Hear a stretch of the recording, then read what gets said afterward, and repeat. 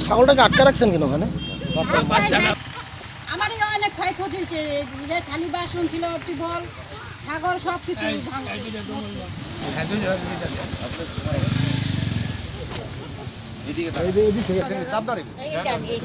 সরকার দেখবে, শেখ হাসিনা বন্ধু দেখবে।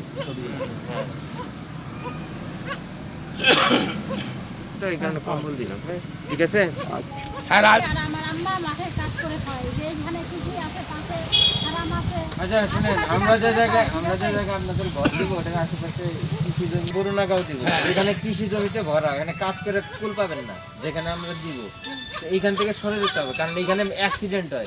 আমরা দেখছেন যে হাইওয়ের উপরে কোনো সময় হয়তো ভাইয়া কি ব্যবস্থা আমরা করে দিব।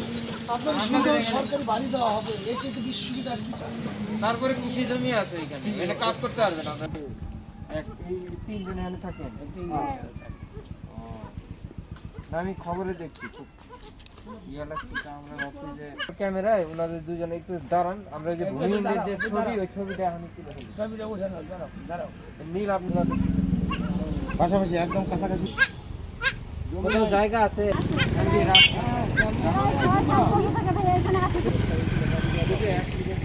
ওটা মারাজানি এখনো রংপুরে আছে, মারাজানি চিকিৎসা অবস্থায় এখনো আছে, আমার সন্ধ্যাবাবু ওইখানে আছে।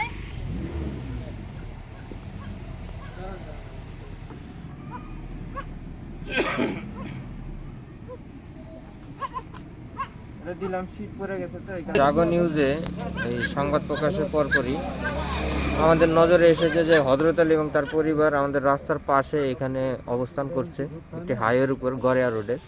তো এখানে এসে আমরা আসলে প্রকৃতভাবে এখানে যে আমাদের স্থানীয় ইউনিয়ন পরিষদ চেয়ারম্যান এবং মেম্বার, তাদের মাধ্যমে আমি খোঁজ নিয়েছি, তারা আসলে প্রকৃত ভূমিহীন। এ কারণে আপনারা জানেন যে মাননীয় প্রধানমন্ত্রী এখন ভূমিহীন গৃহহীনদেরকে আমরা গৃহ দিচ্ছি, তো সে কারণেই কিন্তু তাদের কাছে আসা, এবং তাদেরকে আমরা এখানে বলে গেলাম যে এখানে বিশেষ করে হাইওয়ে এই বিপজ্জনক অবস্থায় তারা যাতে না থাকে, এবং তাদেরকে আমরা গৃহ দিব, সে কারণেই আমরা এসেছি, এবং তাদেরকে ভূমিহীন হিসেবে আমরা সার্টিফিকেট দিয়ে গৃহ প্রদান করব।